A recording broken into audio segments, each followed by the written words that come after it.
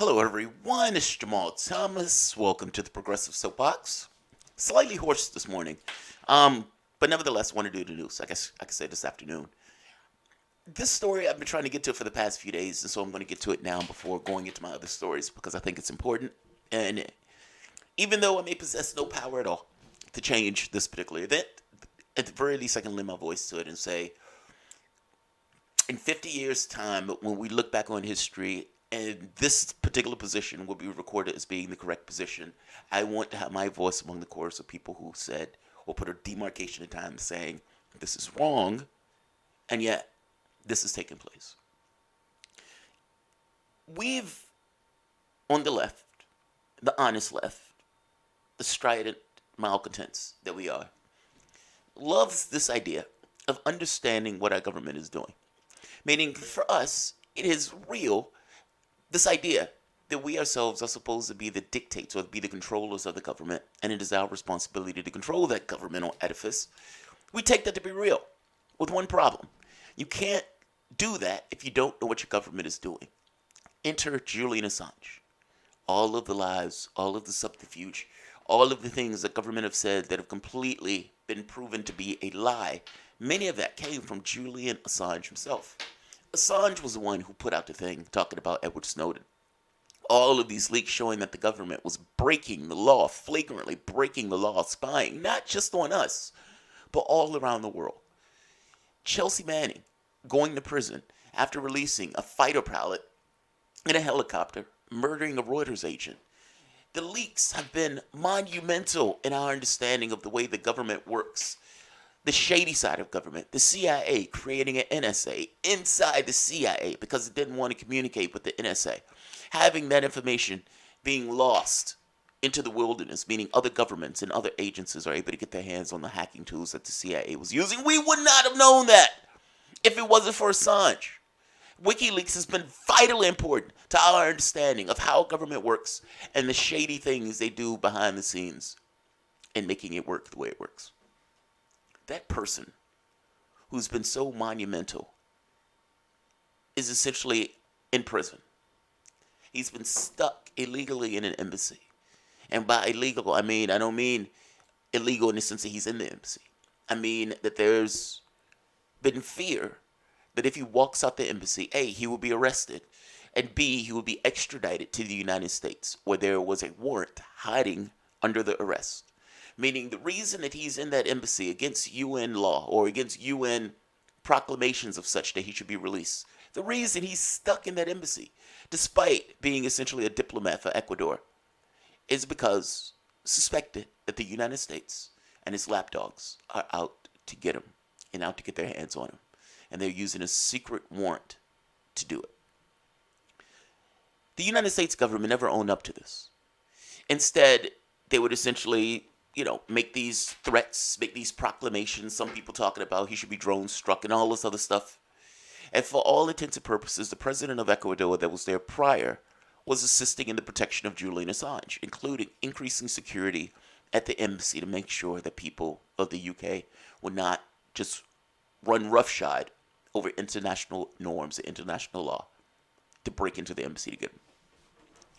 Well, Adam Schiff, slimy, nasty Adam Schiff, the Adam Schiff that was a purveyor of the Russian nonsense, that when asked by Tucker Carlson, what do you have that you can demonstratively demonstrate that Russia has something to do with it? And Schiff had no real response because he knew that he couldn't answer that question with a yes, I know completely, unequivocally that Russia has something to do with it and they colluded with Trump. He didn't know squat. Nor could he say it, and he would use all of these obfuscations and dancing around and doing the jig, as opposed to dealing with that one very specific point. Slimy Adam Schiff has a chip on his shoulder about Julian Assange because the person that he wanted to win the election didn't win. And they're looking for anything to pin that on. With the second bonus, or the second thing of, they don't like this idea of the public knowing what's taking place from the standpoint of the government. They don't like transparency. Transparency makes their job harder. So they want to get Assange. They want him to be in one of these American prisons where he could be anal raped by some of the other people. And by the way, before you say, "Whoa, dude, that's harsh," most rapes takes place with men, and most of those takes place in our prisons. It's true. It's an odd quirk, but it's true. Um, Adam Schiff may have just let the cat out of the bag. Something we've suspected all along, that there's been a warrant sneaking behind the UK's actions and behaviors, that there's been a warrant that the United States has been hiding, and that they've been chomping at the bit to use that warrant to extradite Assange. Assange is not an American citizen, so this idea of a warrant is kind of amazing, and yet it's still there nonetheless. The original crime, the supposed rape allegation, was dropped. Julian Assange has said, "I would allow you to come here to the embassy or I would even come to where you are, providing you give me assurances that you won't extradite me to the United States." They wouldn't do it, in which case he stayed in that embassy. He's been in that embassy for 6 years. 6 years. Smear campaign recently was released, with that smear campaign saying outrageous things that were laughable. That Julian Assange, while in the embassy, hacked into the embassy. That's nonsense. The previous president of Ecuador said the same thing. That sounds like nonsense. Is it possible? Maybe. Is it likely? Hell no. And if they would have contacted me, I would have told them so. The previous president was the one that essentially set Julian Assange up with the Ecuadorian visa. He was the one that set Julian Assange up and gave him diplomatic immunity. He was the one that essentially protected Assange from all of these Western powers that wanted to get their hands on Julian Assange to ferret him back to the United States. Well, he is no longer in power. He stepped down. And his new president is not into this thing of Ecuadorian sovereignty. So whereas the previous president would say, look, you could put a U.S. military base on our soil if we can put a military base in Florida. That's Ecuadorian sovereignty. We are a sovereign country. You will respect us as a sovereign country. The new president doesn't think that way.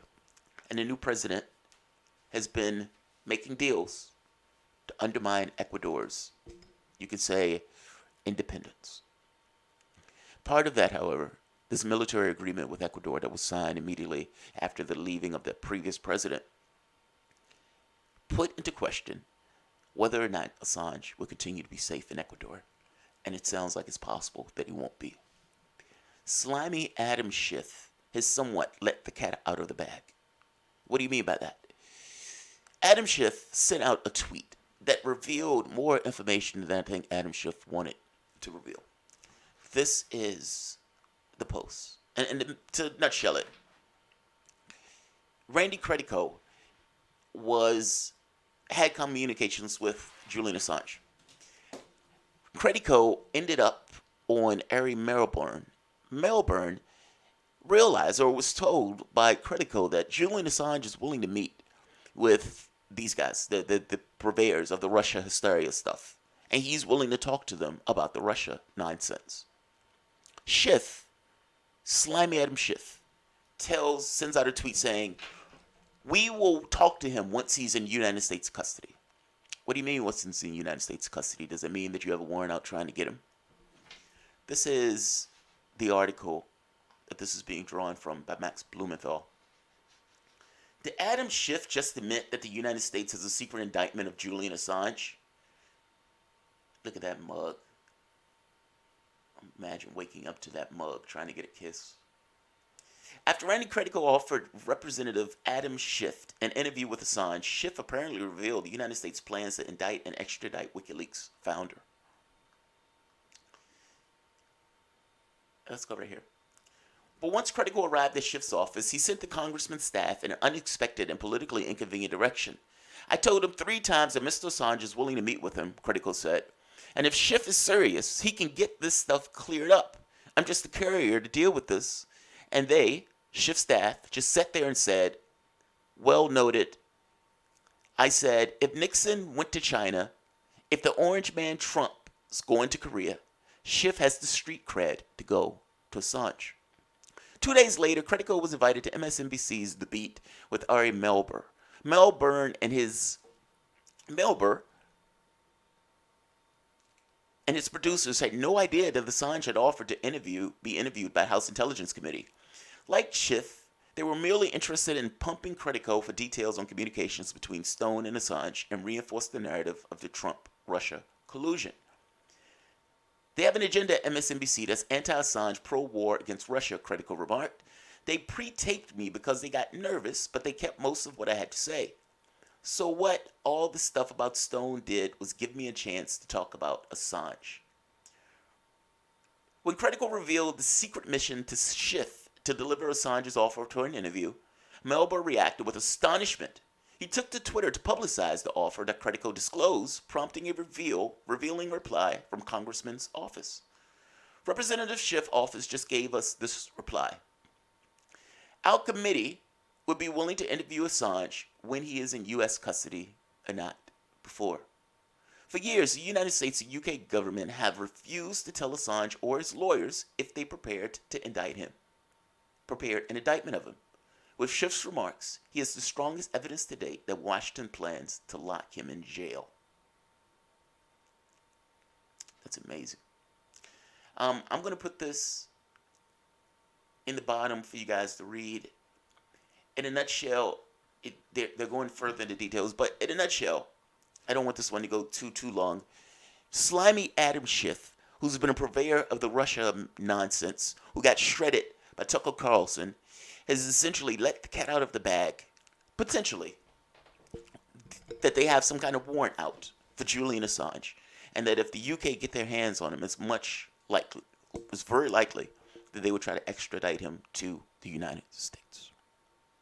Good job, Adam Schiff, letting the cat out of the bag. Mind you, this is important because, like I said, they wouldn't even tell his lawyers of this. I've interviewed Elizabeth Voss, and she's spoken about this, saying the secret courts and everything else where they wouldn't necessarily give him straight answers on what they had on him and whether or not they were planning to extradite him to the United States. Well, if Slimy Adam Schiff has anything to say about it, it sounds like they are. And the other news to this, the bombshell, is that Julian Assange has offered to meet with him to talk to them about the Russia hysteria, and they don't want to do it. It's inconvenient to their narrative. So I'm going to leave it here. I'm not going to keep this one long. I hope the mic came out okay. I'm going to check this video at the end to make sure the sound is okay, because I prefer using this mic. But I'll leave it at this. You guys have a good one. I'll see you guys for a live one in a few. Thanks, everyone.